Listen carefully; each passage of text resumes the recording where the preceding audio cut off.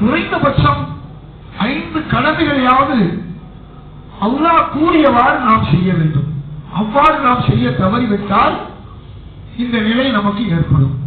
மௌத்தாகும் போது முஸ்லீமாக மௌத்தாக முடியாது. தாடி இருக்கலாம், தொப்பி இருக்கலாம், ஜிப்பா இருக்கலாம், எல்லாம் இருக்கலாம்.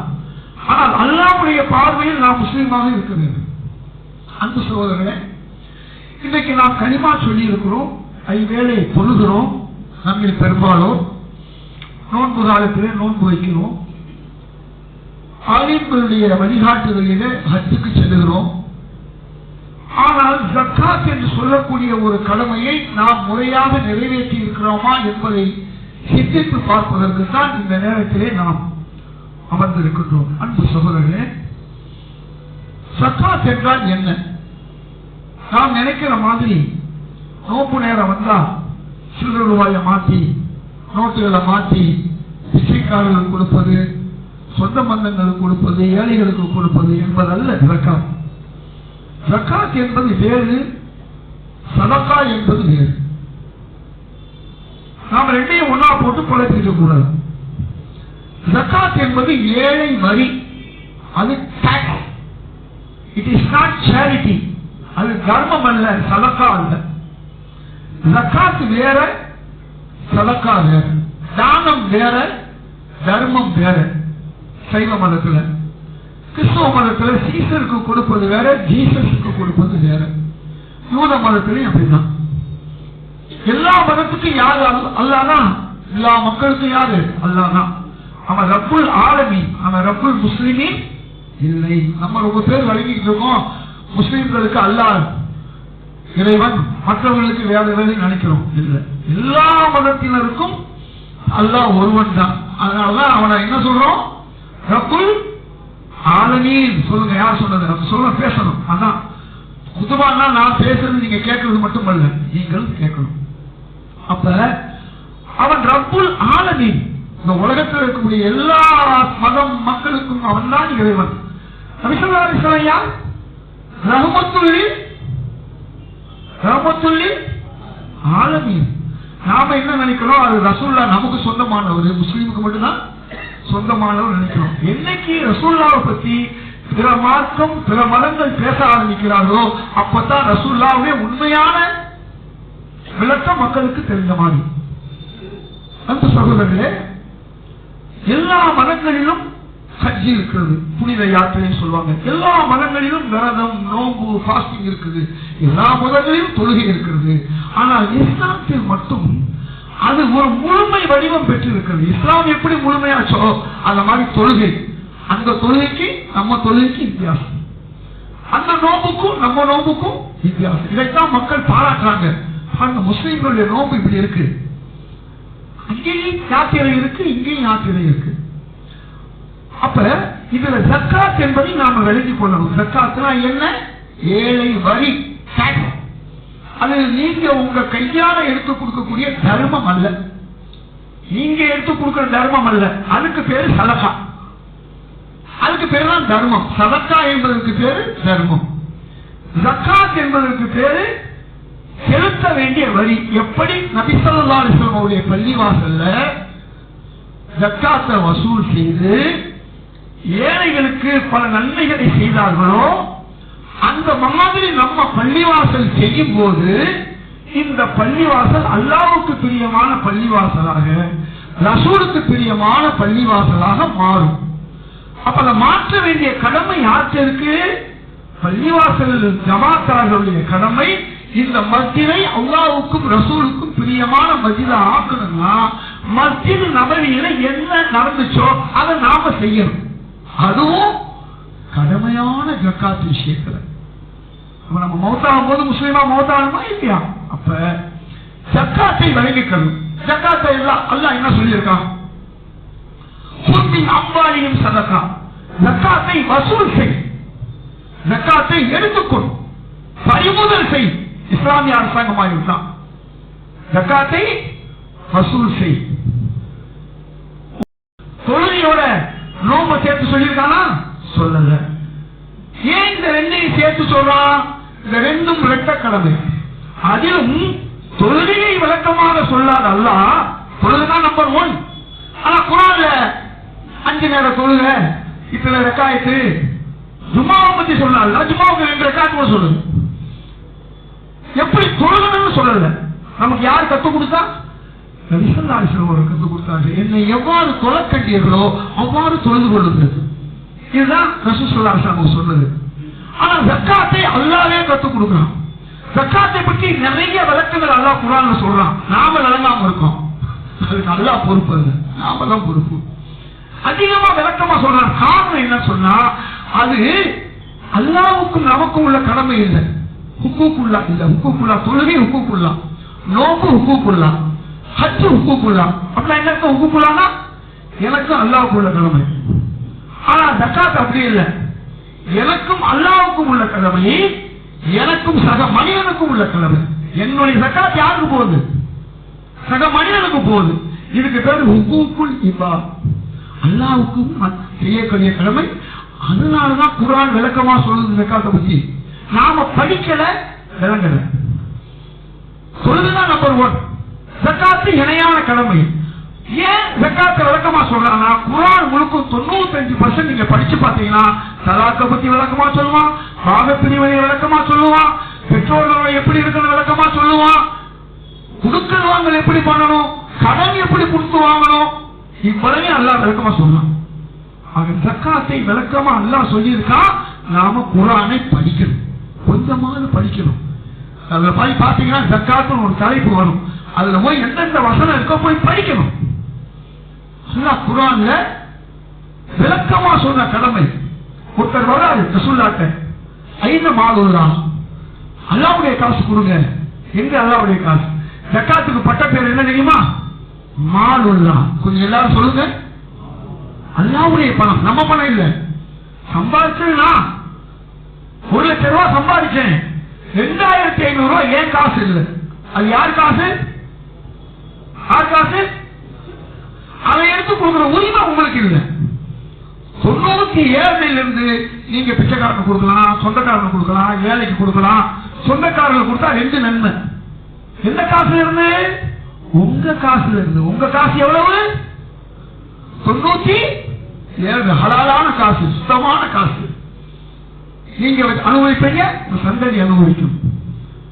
இந்த 2000 ரூபாய் இருக்க, இது அல்லாஹ்வுடைய பணம். ரசூலுல்லாஹ் சொல்றாங்க. அப்ப ரசூலுல்லாஹ் வந்து கேட்கறாங்க, எங்க ஜக்காத்து கொடுங்கன்னு கேட்கலாம். ஐன மாலுதான். அப்ப ரசூலுல்லாஹ் சொல்றாங்க, மற்ற கடமைகளை அல்லாஹ் தஆலா நபிமார்கள் கையில் கொடுத்து விட்டான். மற்ற கடமைகளை ஜக்காத்தை தன் பொறுப்பில் வைத்துக் கொண்டான். அவன் சொல்லக்கூடிய 8 பேரில் நீர் ஒருவராக இருந்தால் பைத்துல் மாலை வாங்கிக்க.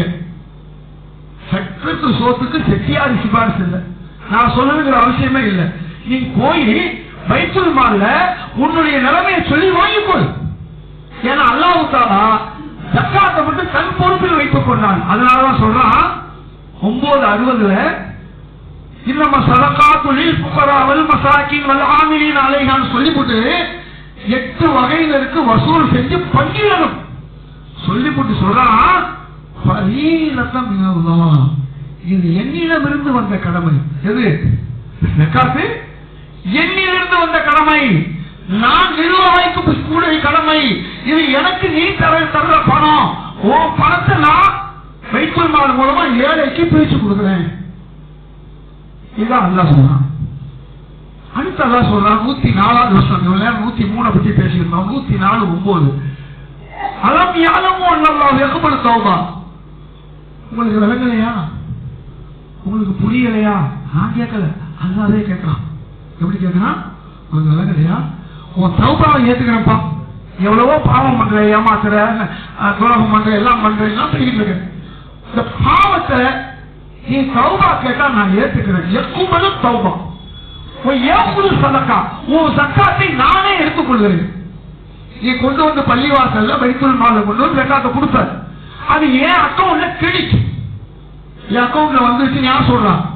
அல்லாஹ் சொல்றான். நாம விளங்கணும், படிக்கணும். தமிழ் தர்ஜமா, உருது தர்ஜமா படிக்கணும். அப்ப ஜக்காத்தை நீங்க எங்க கொடுத்தா பைத்துல் மால், ரசூலுல்லாஹ்வுடைய பைத்துல் மால் மாதிரி ஒரு பைத்துல் மால் அமைச்சு அங்கே நீங்க கொடுத்தீங்கன்னு சொன்னா அது அல்லாஹ்வுடைய அக்கவுண்ட்ல கிரெடிட். அடுத்து அல்லாஹ் சொல்றான் 105 குல் யஅமலு, நபியே அவர்களுக்கு சொல்லுங்கள், நான் சொன்ன மாதிரி ஜகாத்து கொடுத்தா கொடு, இல்ல உன் இஷ்டம் போல கொடு. நீ பாட்டுக்கு உன் பையா கையால நீ நினைக்கிற மாதிரி கொடுக்குறியா கொடு, அது வேற இஷ்டம். ஆனா நான் சொன்ன மாதிரி கொடுத்தா உனக்கு இவ்வளவு தர்றேன்னு லிஸ்ட் போட்டுறேன். அடுத்தவரை சொல்றான் அல்லாஹ் அமலக்கும், உன் அமல அல்லாஹ் பார்த்துக்கிட்டு இருக்கான். ஜக்காத்தை எப்படி கொடுக்குறேன்னு யாரு பார்க்கிறான்? அல்லாஹ் பார்க்கிறான், நபிமார்கள் பார்க்கிறார்கள். மூமினான மௌத்தா போன நம்முடைய தாய் தந்தை பாட்டன் பாட்டி அவர்களும் பார்க்கிறார்கள். குர்ஆனுடைய விளக்கம், ஹதீஸுடைய விளக்கம். இறுதியா அல்லாஹ் சொல்றான் சத்துரத்தூன இல்ல ஆலிமில் ரைபி வஷஹாதா, நாளைக்கு நீ மௌத்தா போவ, நேற்றுதான் வருவ. எங்க போவோம்? மௌத்தா போனா சொல்லுங்க, எங்க போவோம்? அது சொல்றான், அல்லாஹ் சொல்றான் நாளைக்கு நீ மௌத்தா போவ, நேற்றுதான் நீ வருவ. எங்க வருவ? நேற்றுதான் வருவ. இருக்கும், அப்ப நீ என்ன செஞ்சேன்னு அங்கே அறிவிக்கிறது. நான் சாதாரண ஆள் இல்ல, சத்துரத்தூன இல்ல ஆலிமில் ரைபி வஷஹாதா, நான் பெரிய ஆலிம்சா, நான் சாதாரண ஆலிம்சாலாம் கிடையாது. இந்த 10 வருஷத்துக்கு முன்ன உள்ளதும் தெரியும், 10,000 வருஷத்துக்கு பின்ன நடக்க போறது எனக்கு தெரியும். யாருக்கு தெரியும்? அல்லாஹ்வாகிய எனக்கு தெரியும். ஆலிமில் கேட்ட வருவ, அப்போ உன்னை அங்கே வச்சு செய்யல. எங்கே வச்சு? வறுமையில வருவையில இந்த அற்ப காசு 2000 ரூபா எம்னவுனல் மாவுன், அல்லாஹ் குர்ஆன்ல சொல்றான் மாவுன், அற்ப காசு 100 ரூபாயில 2000 ரூபா. அதுவும் உன்னுடைய அடிப்படை செலவு போக வச்சிருக்க காசுல அந்த 2000 ரூபாய் ஏன் காசு, ஏன்ட்ட குடு அப்படின்னு அல்லாஹ் கேட்கிறான். இப்போ ஹதீஸ்ல வருது, அபூ ஹுரைரா ரலியல்லாஹு கேட்கிறாங்க, யார் ரசூலுல்லாஹ், அல்லாஹ்வுக்கு எதுக்கு ஜகாத்து?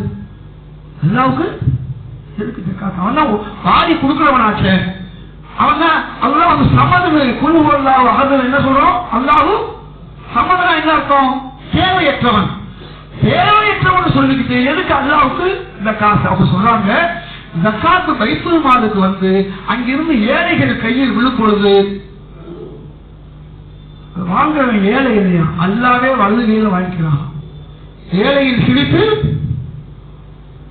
இறைவனை, அப்ப நீ கொடுக்கிற காசு ஏழைக்கு போய் சேரும் போது யாரு வாங்குறா? திருநெல்வேலிக்கு அல்வா கொடுக்குற மாதிரி. இந்த வசனம் வந்த பிறகு ரசூல் ஸல்லல்லாஹு அலைஹி வஸல்லம் என்ன செஞ்சாங்க? ஜக்காத்தை வசூல் செஞ்சு மந்த்லி பென்ஷன் கொடுத்தாங்க முதியவர்கள் விதவைகளுக்கு. ஃப்ரீ ரேஷன் கொடுத்தாங்க. உலகத்திலே முத ஃப்ரீ ரேஷன். அதுக்கு முன்ன யூசுப் அலைஹிஸ்ஸலாம் வந்து கொடுக்கல் வாங்கோட ரேஷன் கொடுத்தாங்க. மந்த்லி பென்ஷன், முதியோர் விதவை உதவித்தொகை, ஸ்காலர்ஷிப் கொடுத்தாங்க. தன் பள்ளிவாசல்ல ஓதி கொண்டவர்களுக்கு, படித்துக் கொண்டவர்களுக்கு ஸ்காலர்ஷிப் கொடுத்தாங்க. 2 மருத்துவமனை ஆரம்பிச்சாங்க. ஒன்னு பொது மருத்துவமனை GH, இன்னொன்னு போர், அதாவது இந்த மருத்துவமனை, போருக்கான மருத்துவமனை.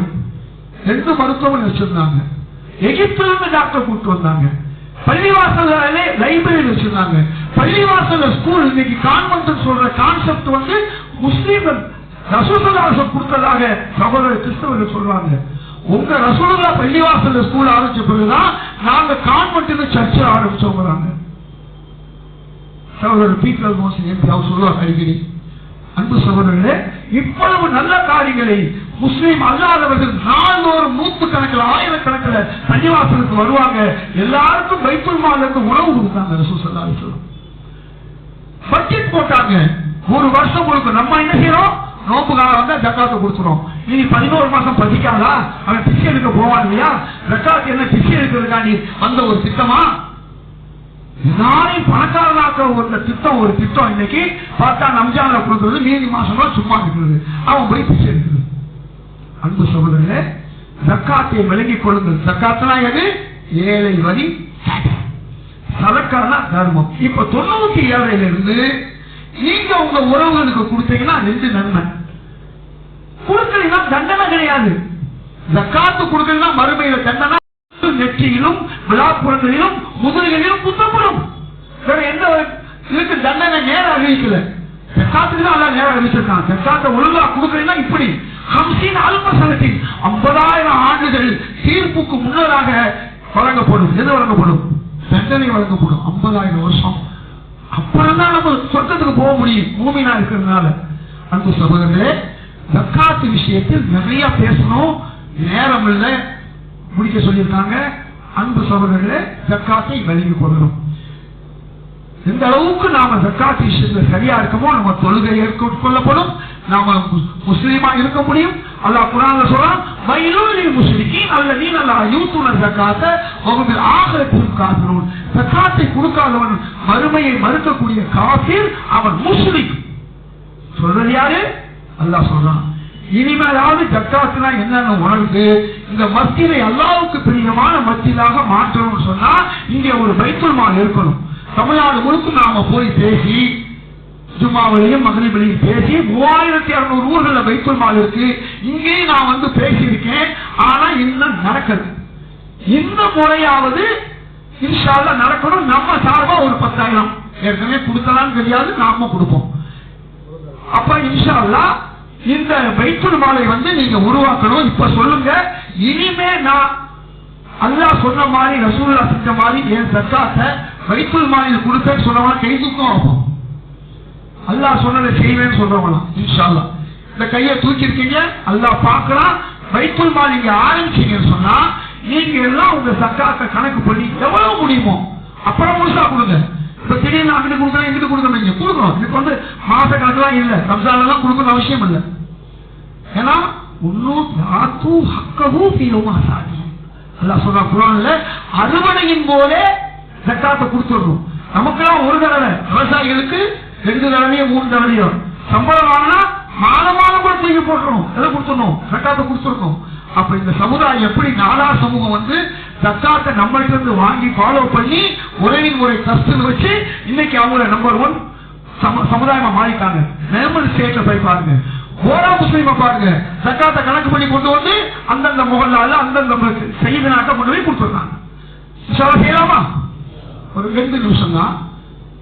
இது ஜக்காத் விஷயம் சொல்லி முடிச்சு, வட்டி இல்லாம கடன் கொடுக்கணும்.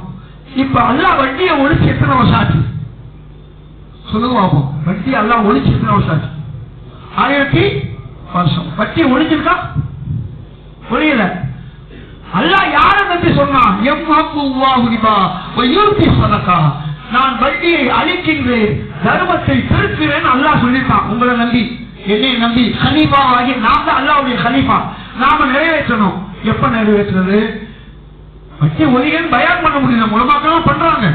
ஆனா அதுக்கான முயற்சியை ஜமாத்து செஞ்சிருக்கா? இந்த பகுதியில் எத்தனை ஏழைகள், சிறு வியாபாரிகள், பெண்கள் இருப்பாங்க. ஒரு 10,000 ரூபாய் கொடுங்க, ஒரு 2 லட்சம் டொனேஷன் சதகா. இது ஜக்காத்து கிடையாது, வசூல் பண்ணுங்க. இன்ஷா அல்லாஹ் நாங்க 1 லட்சம் ரூபாய் கொடுத்துறோம் சில ட்ரஸ்ட்கள் மூலமா. அதை நீங்க மெதுவா கொடுக்கலாம். 3 லட்சம் ரூபாய் இருந்தா எத்தனை பேருக்கு 10,000 ரூபாய் கொடுக்கலாம்? 30 பேருக்கு கொடுக்கலாம் இல்லையா? 30 பேருக்கு 30 பேருக்கு கொடுத்துட்டீங்க. அடுத்த மாசம் வந்தோன்னா 30 பேர் 1000 ரூபாயா வட்டி இல்லாம உங்க கையில் தருவாங்க. எவ்வளவு ரூபாய் சேருது? 30,000. எத்தனை பேர் கொடுக்கலாம்? 3 பேருக்கு. அடுத்த மாசம் 3 பேர். ஒரு வருஷம் முடியும் போது இந்த 3 லட்சம் 6,60,000 மாறும். பணம் அப்படி என்ன இருக்கும்? தர்மம் பெருகுது. அல்லாஹ் சொன்னான் பாருங்க, நீ வட்டியை ஒளி, நான் தர்மத்தை பெருக்கிறேன்னு அல்லாஹ் சொன்னான். பெருமா பெருகாங்க. கடன் கொடுக்குறீங்க, வாங்குறீங்க, எல்லாருக்கும் சும்மா தான் கொடுக்கூடாது. அல்லாஹ் ஒரு பக்கத்தில் சொல்லியிருக்காங்க கடன் எப்படி கொடுக்கறது. சூரிட்டி வாங்கிட்டு கொடுக்கணும், பொருள் வாங்கிட்டு கொடுக்கணும். அந்த மாதிரி முறையா செஞ்சா இந்த இருக்கக்கூடிய எத்தனையோ சின்ன சின்ன வியாபாரிகள் போய் நாட்டே வட்டிக்கு வாங்கி மாட்டிக்கலாம். எந்த அசிங்கப்படுறதெல்லாம் பார்க்கிறோம். இன்னைக்கு தமிழ்நாட்டில் 2500 ஊர்களை நம்ம ஆரம்பிச்சிருக்கோம். பல கோடி ரூபாய் இன்னைக்கு வசூலாகுது. எப்படி சர்க்காரத்துல 250 கோடி ரூபாய் வசூலாகி அந்தந்த ஊர் ஏழைகளுக்கு நீங்க கொடுத்துக்கிட்டு இருக்காங்களோ இவ்வளவுக்கு வெறும் 10% தான். இந்த 10% இன்னைக்கு இவ்வளவு மக்கள் மத்தியில போய் சேர்ந்திருக்கு. 90% சர்க்காத்து ஒழுங்கா வந்தா, இது மாதிரி பள்ளிவாசல்கள் பைத்துல் மால் இருந்தா எப்படி இருக்கும்? அதே மாதிரி வட்டி இல்லா கடனையும் இங்க இருக்கக்கூடிய நண்பர்கிட்ட சொல்லி டொனேஷனா வாங்கி அதையும் செய்யுங்க. இந்த 2 செயல் திட்டமும் நாம் செய்திருந்தால் இந்த மஸ்ஜித் அல்லாஹ்வுக்கு பிரியமான மஸ்ஜிதாக மாறும். இன்ஷா அல்லாஹ் இந்த உலகத்தில் மட்டும் நாம் வெற்றியாளர்கள் இல்ல, மறுமையிலும் வெற்றியாளர்கள். இன்ஷா அல்லாஹ் செய்யலாமா? அல்ஹம்துலில்லாஹ். அல்லாஹ் இந்த மஸ்ஜிதில் ஒரு பைத்துல் மாலை உருவாக்குவதற்கு தௌஃபீக் செய்வானாக. இந்த மஸ்ஜிதுடைய இந்த பைத்துல் மால் மூலமாக இந்த மக்களுடைய தொழுகையை ஏற்றுக்கொள்வானாக. அனைத்து காரியங்களும் அல்லாஹ் வெற்றியை கொடுப்பானாக. நபி ஸல்லல்லாஹு அலைஹி வஸல்லம் ஸலவாத்தை நமக்கு தருவானாக. மறுமையிலே நமக்கு மிகப்பெரிய வெற்றியை தருவானாக. நம்முடைய தௌபாவை ஏற்றுக்கொள்வானாக. நம்முடைய ஜக்காத்தை அவன் அங்கீகரிப்பானாக. அன்பு சகோதரர்களே, மனசுல வச்சுக்கங்க. இப்ப கேட்டவனா யோசனை வரும், கொடுக்கணும் வேண்டும். மனசுல வச்சுக்கங்க. நீங்களோ அடுத்த வாரம் நீங்க உட்கார்ந்து பேசி பைத்துல் மால் அமைக்கலாமா? நிர்வாகிகள் அமைக்கலாம்ல? இப்ப ஒண்ணு இல்லை, மாசத்துல ஒரு அரை மணி நேரம் ரசூல்லா மாதிரி 23 மணி நேரம் நீங்க பண்ணணும் அவசியம் இல்லை. ரசூல் ஸல்லல்லாஹு அலைஹி வஸல்லம் நைட்டு 12 மணிக்கு மக்கள் வந்தாலும் உணவு பொருள் கொடுப்பாங்க பைத்துல் மால் மூலமா. 23 மணி நேரம் பணி. தொழுகை என்பது 1 மணி நேரம் பணி. அந்த மாதிரி பள்ளிக்கூடம் வச்சிருந்தாங்க. எல்லா வகையான நன்மையான காரியங்களை செஞ்சாங்க. நாம எவ்வளவு முடியுதோ செய்வோம். அதே அல்லாஹ் சொல்லியிருக்கான், நீங்க எவ்வளவு உங்களால் அல்லாஹ்வை அஞ்ச முடியுமோ அந்த அளவுக்கு அஞ்சுங்க, கடமையாற்றுங்கள் என்று கூறி இந்த வாய்ப்பு நன்றி கூறியவரை வெளியே. அஸ்ஸலாமு அலைக்கும் வரஹ்மத்துல்லாஹி வபரகாத்துஹு.